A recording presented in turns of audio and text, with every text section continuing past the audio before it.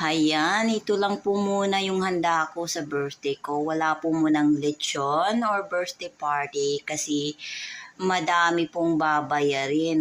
Malaki pa po utang ko sa hospitals. Tsaka we have a lot of bills daily for our daily needs. Yun po munang i-prioritize ko. So, masaya na po ako dito, yung ginamos mo na mundilis. Ito po kasi yung favorite ko. So, okay na po. Para na rin po. For me, this is like special like a lechon. I love ginamos. This is my favorite.